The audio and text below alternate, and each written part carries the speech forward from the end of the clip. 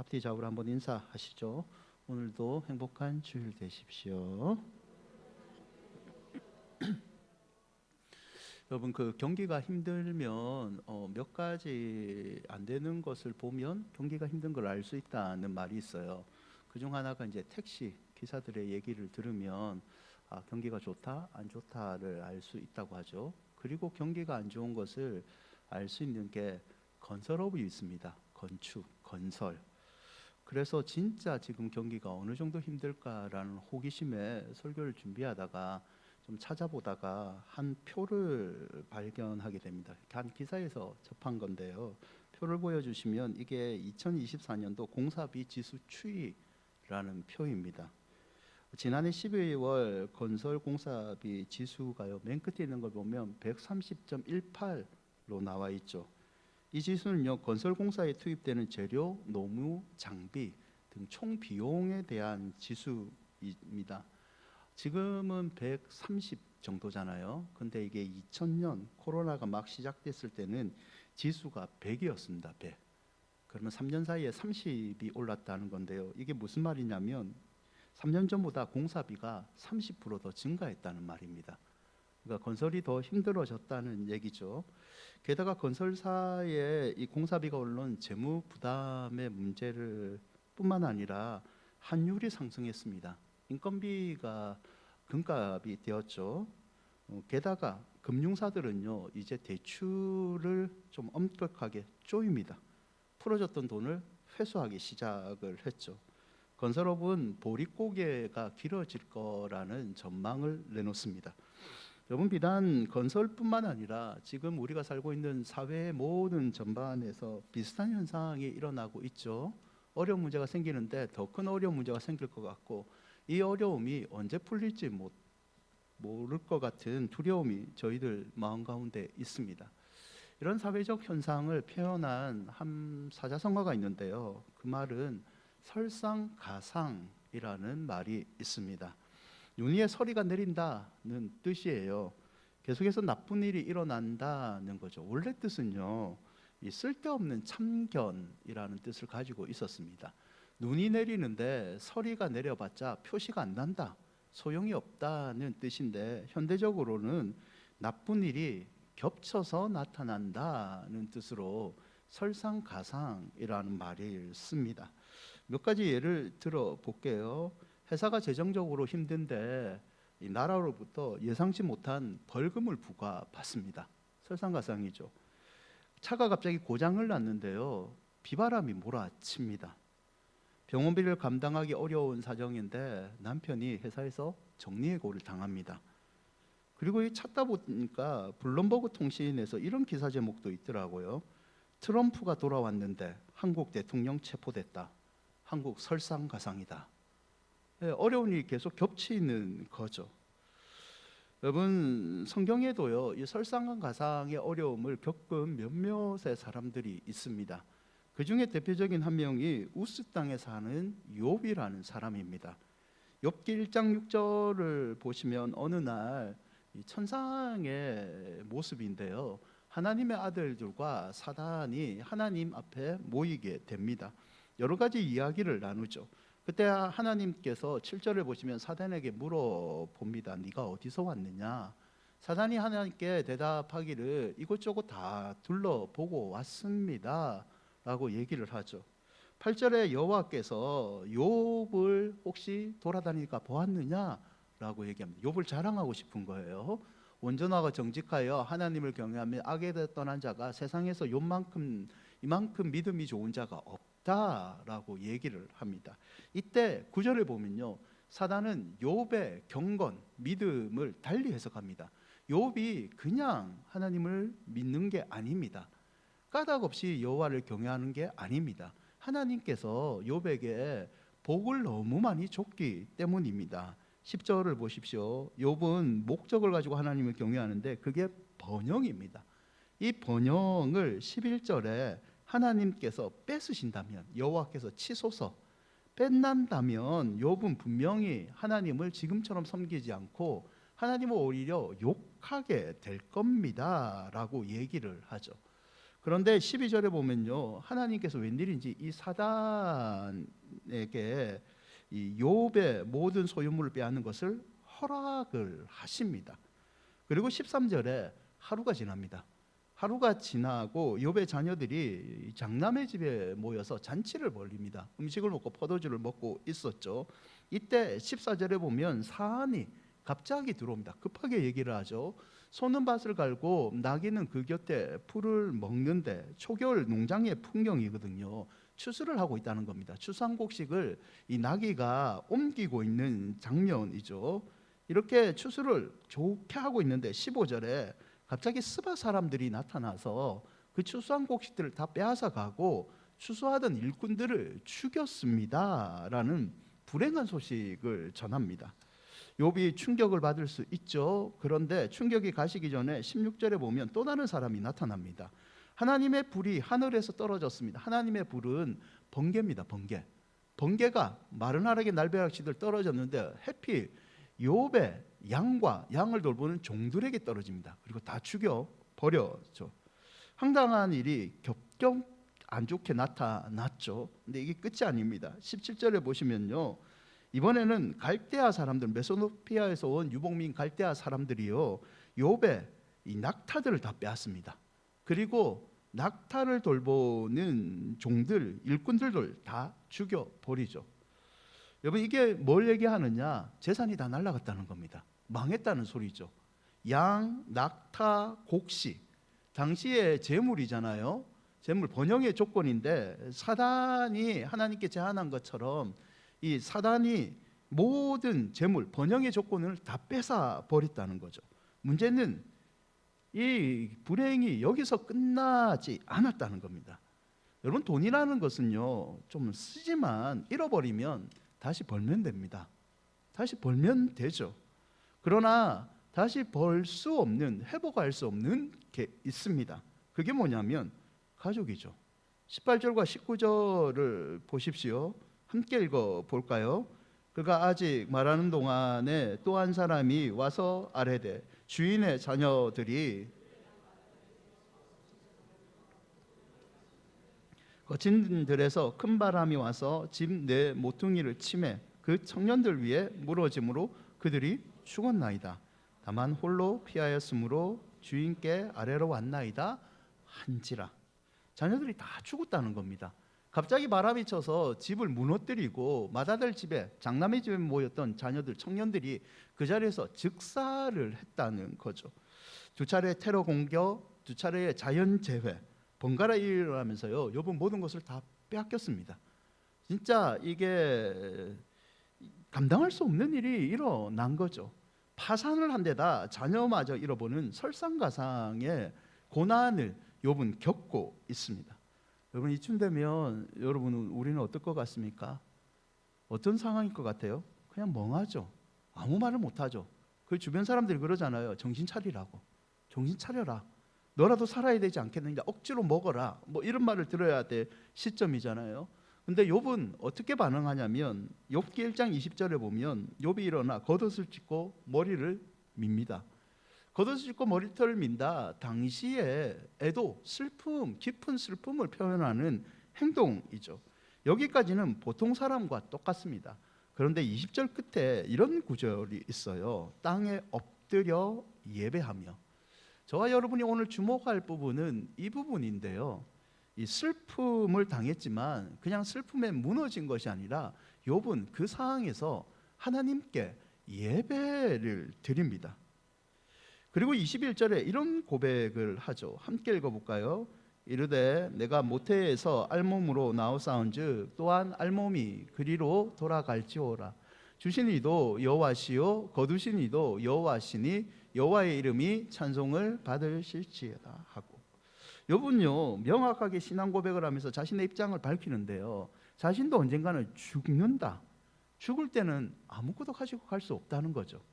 그래서 물질을 잃어버린 것, 이 번영의 조건을 잃어버린 게 슬프지만 언젠가는 하나님 앞에 갈 때 가지고 갈 수 없는 거다라고 얘기를 합니다. 그리고 자녀들도 하나님의 선물이라는 것을 인정합니다. 하나님이 자신의 선한 때에 따라서 주신 거고, 대가져 가시는 것도 전적인 하나님의 특권이죠. 지금이 내가 알지 못했지만 하나님의 때에 있고 힘들지만 여호와의 섭리 가운데 이루어진 거기 때문에 나는 그 하나님을 끝까지 믿겠다라고 고백을 합니다. 여러분, 이 설교 전에 사단이 이 하나님께 제안을 했습니다. 어떤 제안이었죠? 욥이 하나님을 섬기는 믿음에는 분명히 목적이 있었습니다. 그 목적이 축복이었습니다. 축복을 만약에 다 빼앗아 버린다면 사단은 이렇게 당당하게 얘기했죠. 욥은 하나님 욕할 것입니다. 근데 지금 결과는 어떻게 됐죠? 모든 것을 다 빼앗았습니다. 재물 빼앗고 그리고 자녀들을 빼앗습니다. 욥이 하나님을 원망하고 욕했나요? 사단의 생각과 반대의 행동을 하죠.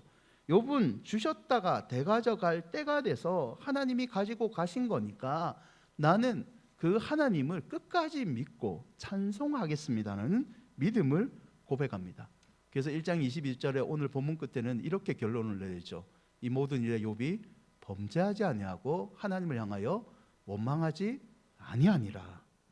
여러분, 지금 우리는요, 욥이 오늘 잠깐 살펴본 것처럼 겪은 것처럼 여러 가지 고난이 겹쳐오는 설상가상의 시대를 살고 있습니다. 앞으로요, 어떤 힘듦이 우리에게 닥쳐올지 모르기 때문에 두렵지 않습니까?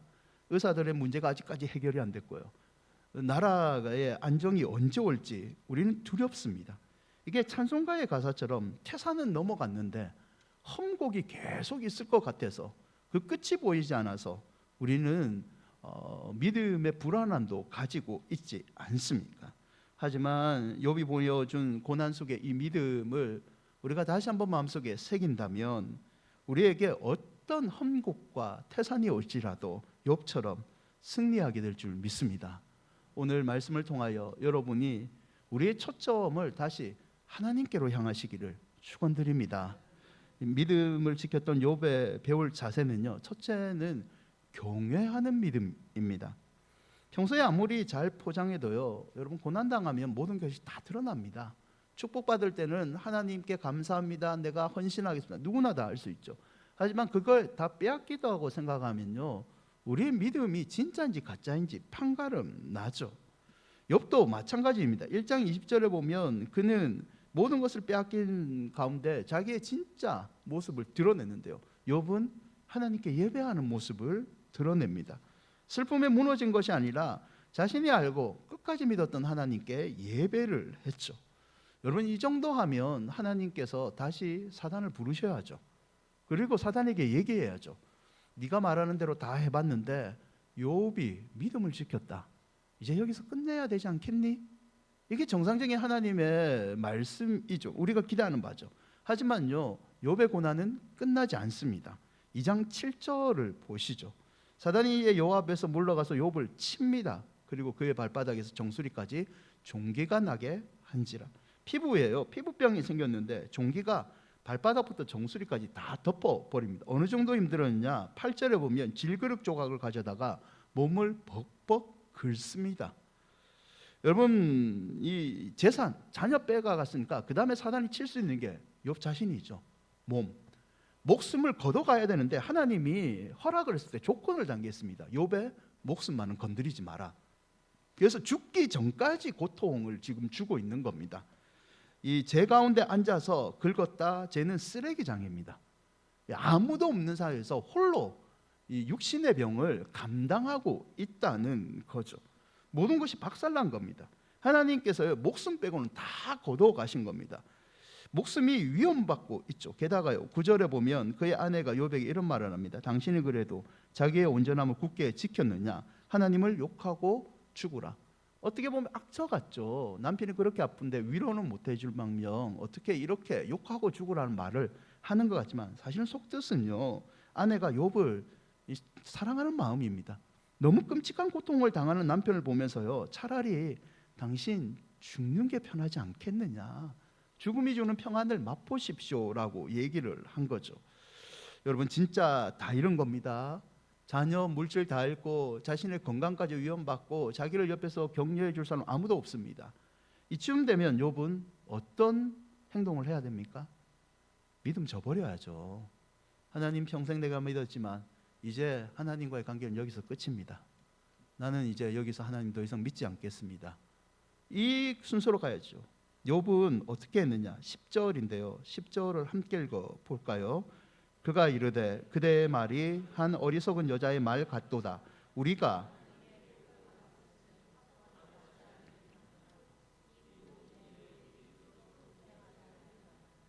복을 받았은즉 이 말에 우리는 이 설상가상의 고난 속에서도 욥이 어떤 태도를 하나님께 지냈는지 알 수 있는데요.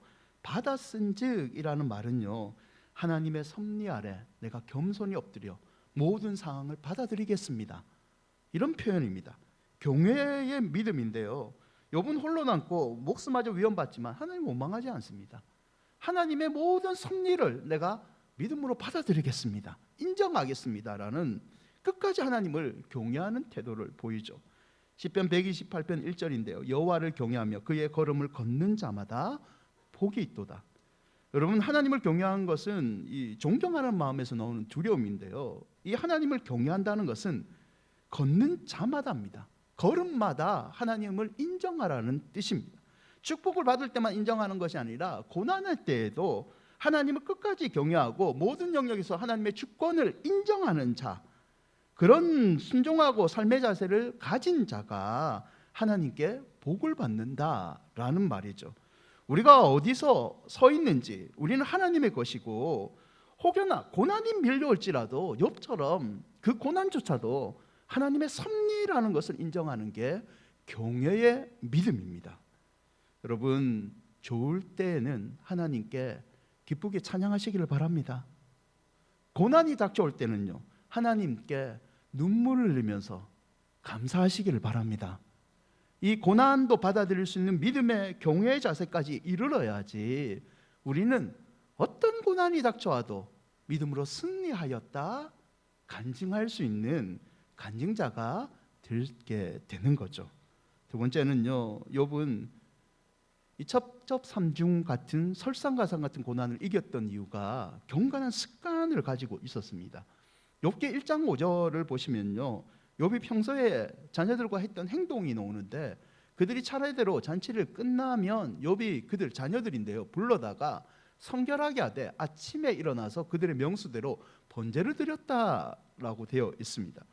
생일 잔치가 끝날 때마다 자녀들을 불러 모아서 번제 예배를 드렸답니다. 아침에 일어나서 가장 먼저 했다는 겁니다. 시급하게 제일 중요한 게 예배라는 것을 자녀들에게, 고난 당하기 전에 욥은 좋을 때, 평탄할 때 자녀들에게 믿음을 심어줬다는 거죠.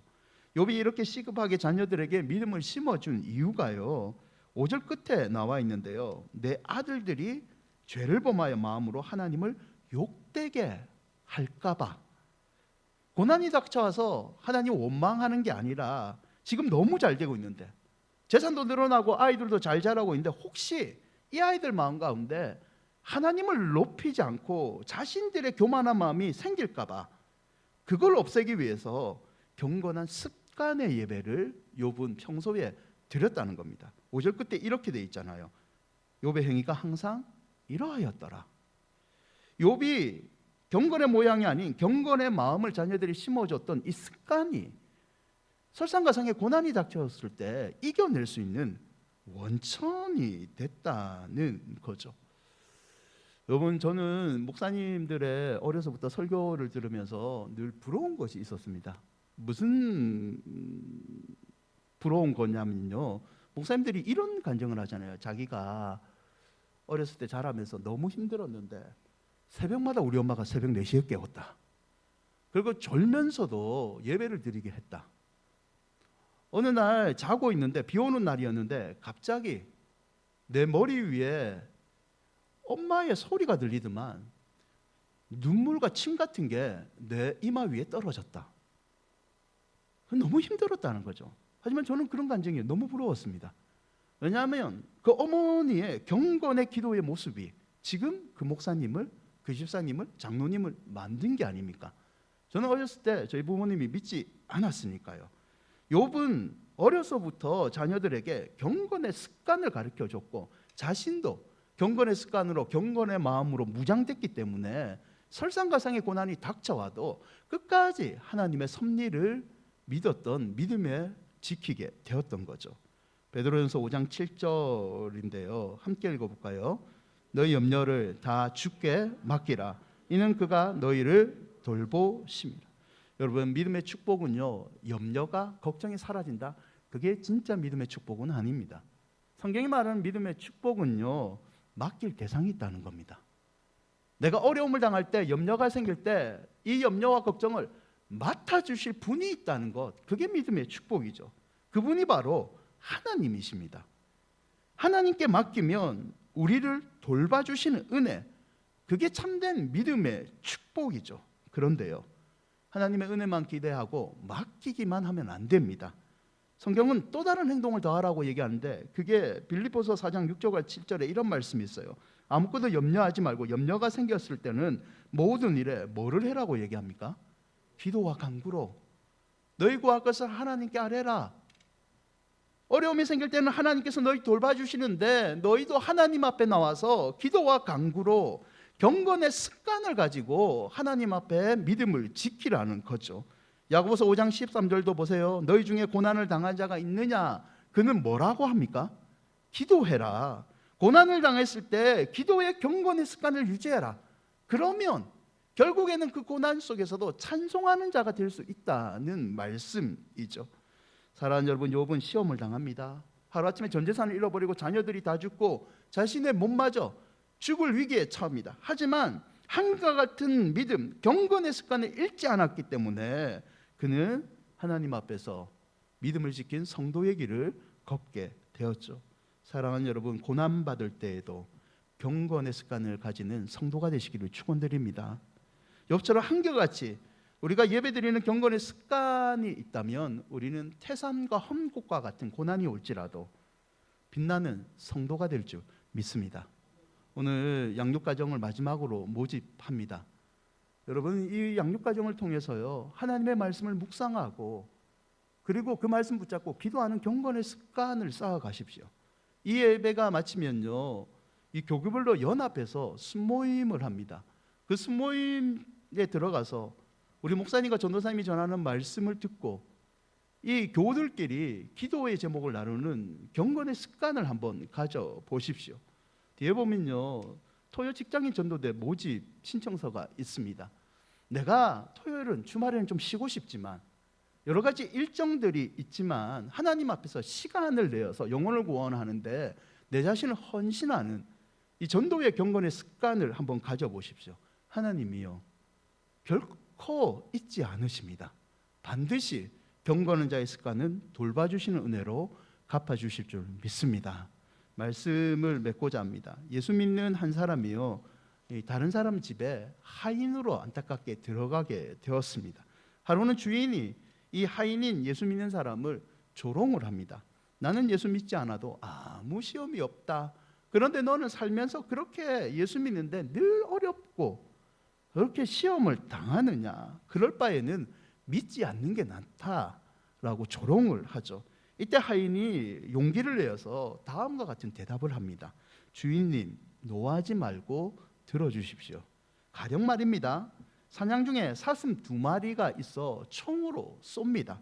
한 마리는 그 자리에서 죽어버리고 다른 한 마리는 다리를 맞아 피 흘려 도망간다면 주인께서는 어느 쪽 사슴을 보고 쫓아가겠습니까? 그럼 어느 쪽 보고 쫓아가야 돼요? 죽은 놈은 이미 내 겁니다. 그러니까 누굴 쫓아가야 되죠? 산 놈을 쫓아가 잡아야 됩니다. 옳습니다. 그와 마찬가지로 인생에서 시험이 없다는 것은 영원히 죽은 겁니다. 마귀의 것이 되었으므로 마귀가 내버려 두기 때문이죠. 그러나 하나님의 뜻대로 살려는 자는 마귀가 이를 방해하고 온갖 수단을 다 사용하여 시험을 당하게 하는 겁니다. 고린도전서 10장 13절에 이런 말씀이 있는데요, 함께 읽어볼까요? 사람이 감당할 시험 밖에는 너희가 당할 것이 없나니 오직 하나님은 미쁘사 너희가 감당하지 못할 시험 당함을 허락하지 아니하시고 시험 당할 쯤에 또한 피할 길을 내사 너희로 능히 감당하게 하셨네. 여러분, 예수님 잘 믿고 믿음 생활 잘 하는데 시험이 있죠. 고난이 계속 몰려오고 있으시죠. 너무 슬퍼하지 마십시오. 여러분이 온전한 믿음을 지키고 있다는 증거입니다. 시험이 계속 몰려오지만 우리가 잊어버리지 말아야 될 진리가 하나 더 있는데요. 하나님도 내 옆에 늘 계십니다. 시험 당할 때에 하나님을 끝까지 의지하는 그 경외하는 믿음, 하나님 앞에 나와서 말씀 붙잡고 기도하는 그 경건의 습관, 이 두 가지를 잃지 않는다면 우리는 욥처럼 설상가상의 모든 어려움을 반드시 이겨낼 줄 믿습니다. 아무쪼록 다음 한 주간도 믿음만은 꼭 지키시는 여러분이 되시기를 주의 이름으로 축원드립니다. 찬양하시죠.